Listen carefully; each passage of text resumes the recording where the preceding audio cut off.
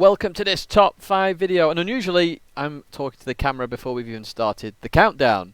Now I just wanted to talk to the camera, to you guys anyway, first of all, just before we started, because I'm not going to talk about prize money or sponsors in this video. It's kind of an argumentative topic, and this video is more about how can we improve the FIA competition in general. You know, that will make it better for me, better for you, better for anyone to actually play, or better for the competition as a whole. Because yes, prize money is a bit of an interesting topic, and maybe I'll do a video separate to this about prize money, but this is more about the competition as a whole. What can be improved? With that in mind anyway, without further ado, let's start off with that countdown. And number 5. Number 5. Number 5 is all about manufacturers represented. What do I mean by this? Well, if you think about the manufacturers, we have 25 manufacturers that are currently in the Manufacturer Series competition, the tournament. And it's a bit unfortunate that at the World Tours and the World Finals especially, we only ever end up with 12. Now, we used to have 16 at the very first World Finals, but we're down at 12. That's literally less than half the manufacturers that are in the game competing represented at these finals. Now, for me and this competition, and for it to grow and for it to just develop as a competition, I feel that if we had all 25 manufacturers represented at these events, maybe only at the World Finals, I don't know, that we would actually have a better competition, because then the likes of Mercedes or Peugeot or Ferrari or Lamborghini actually become a bit more invested, because they know that they're going to be at the World Finals. So they go, okay, well, I actually want to get a decent driver for this World Finals, and we're also going to retweet this now, because Lamborghini, for example, will go, hey, look, we're there, let's retweet this, let's represent our brand, let's get support for our brand, let's see if we can get a trophy. That's my feeling behind it, and I just feel like we're cutting off limbs, essentially, at these events, because essentially we've got 12 manufacturers, which generally speaking are going to be more of the OP cars. And if, you know, they do custom bops now at these events, all the bops can be sorted. You could have a really good competition with all 25 manufacturers, or more if more enter the competition. And wouldn't it actually wouldn't a manufacturer looking in, so say Bentley, look in and go, hang on, all these are in like Blancpain, for example, are racing in GT Sport Manufacturer Series.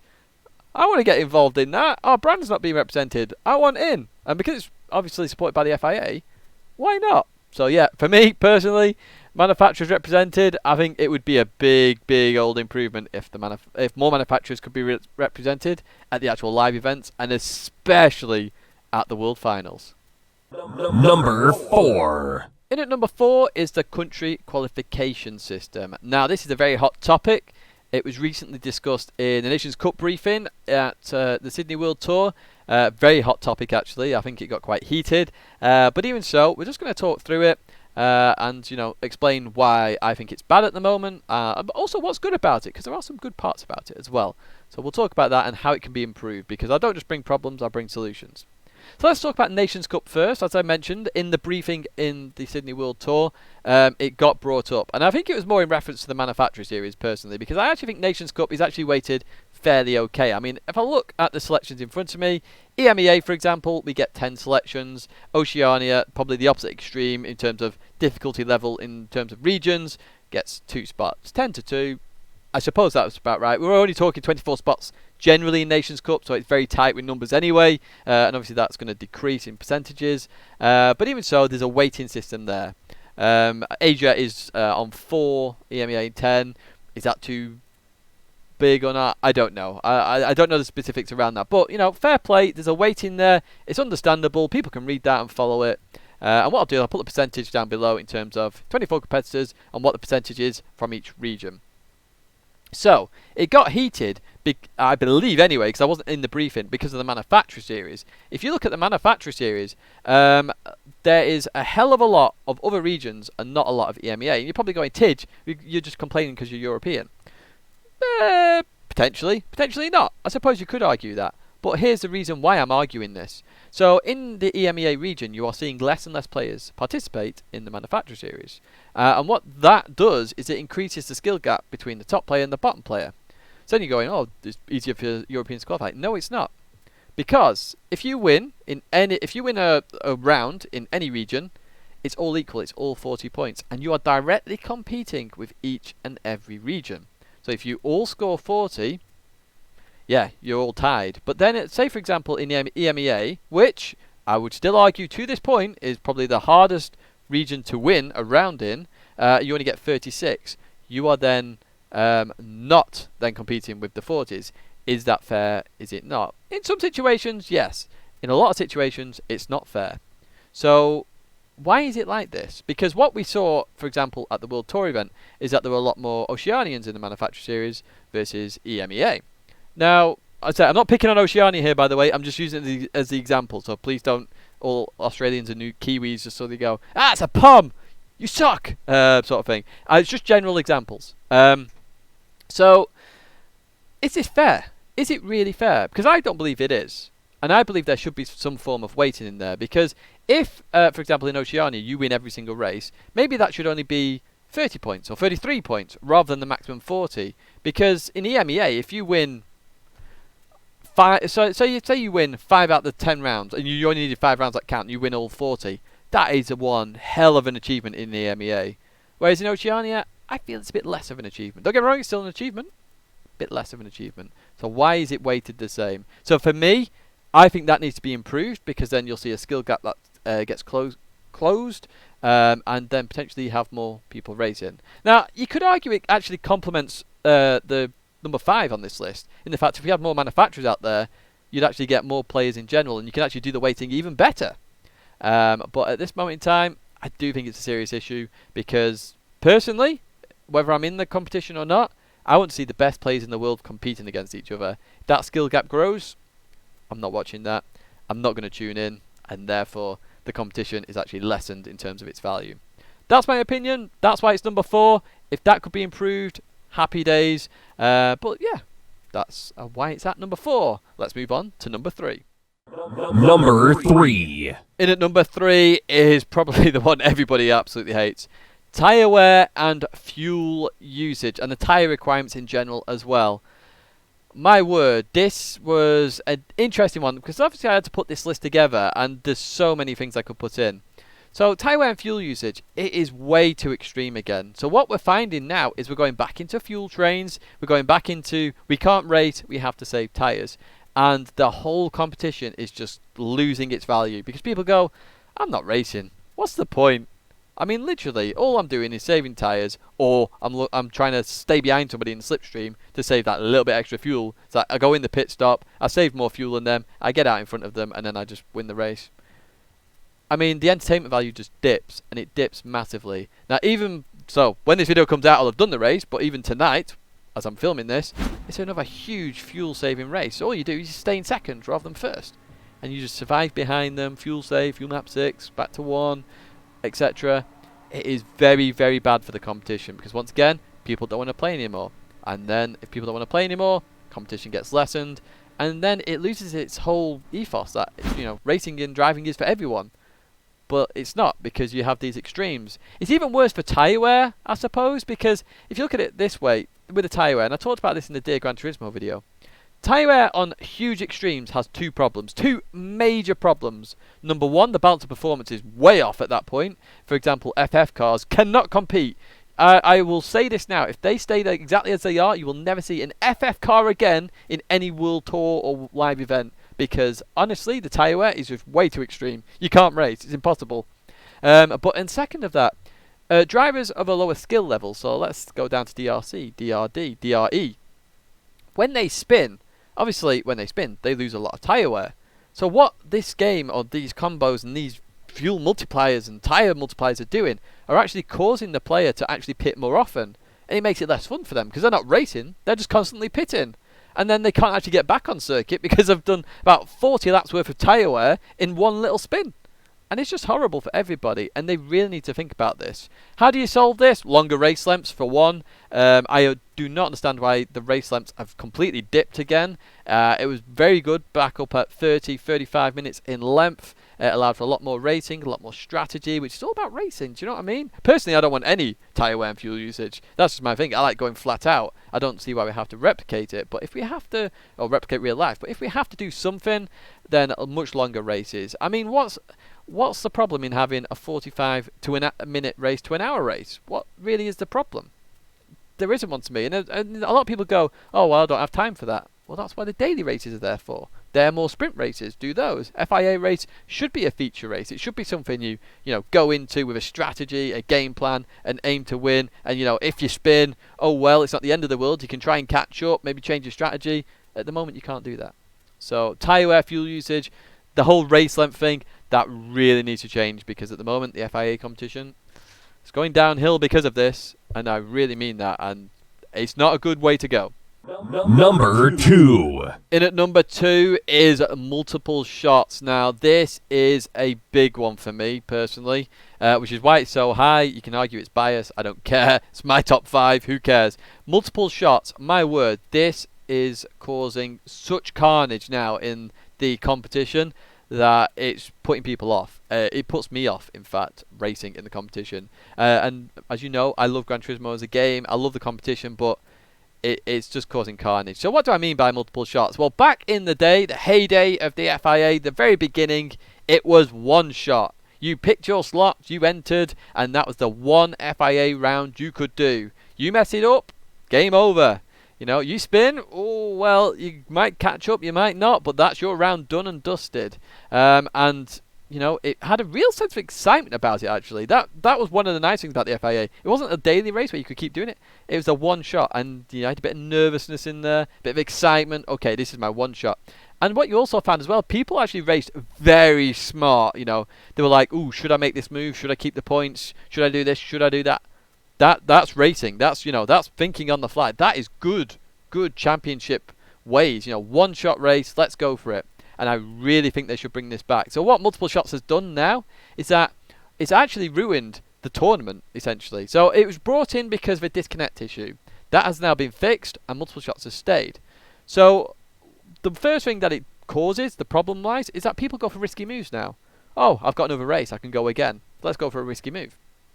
What it also does is it means that somebody like myself who works, I don't get in till later. So say I can only do the last 2 slots. Well, suddenly, I'm racing people who've already done 3 slots. They're now on their 4th slot. They're well into this. They're well keyed up on any strategies that might have been missed in the practice. And suddenly you're at a huge disadvantage. It's also caused issues with split 2s, because split 2 potentially then has more points than some split 1s. Again, a serious issue. Yeah, multiple shots is just a serious problem. I personally want to see solo shots come back. I don't see the problem with it. There's 40 rounds in this championship. If you're disconnecting from 35 of those 40 rounds, then there's a problem with your internet connection. We shouldn't all be suffering because of your internet connection. Number 1. And of course, number 1 is the point system that I literally just spoilt for you in number 2. Now, I'm going to approach this in 2 manners, because I think I have to approach this in 2 manners. So, first of all, let's look at it from the top players, for example. There's always been this issue with split 1 versus split 2. And I had it the other day. So the other day, I got around 300 points because I came, I think it was 2nd in a split 2 race. Not sure why I was in split 2 other than my DR being slightly low. And I just turned up to play, and I got 300 odd points. Now, in split 1, that would have been worth around 4th or 5th place. And I know for definite, actually, that I wouldn't have got 300 points if I'd been in split 1. Now, that's an issue to me, because now suddenly all I want to do is race in split 2 because I can get easier points, and therefore make myself look better because I'm higher in the championship because I can get easier points. Now, in reality, of course, I really want to race in split 1, really want to, but actually, when I think about it, I have a much easier life in split 2. Now, this Gran Turismo Sport FIA Championship is the only game that I know in esports globally, in any genre, where actually players purposefully drop their skill level to basically get better points in the championship. It's the only game I know of. They don't want to be in the top split. They don't want to race the best players in the world. People want to actively avoid the top 16 superstars. People are actively avoiding all sorts, in the top level, to go down a level, to get 300 points, to then, push themselves higher, because they know in the top split, they wouldn't have got those points. They'd be down at 200 or even 100 points, like I would have probably been in that other race I did the other day.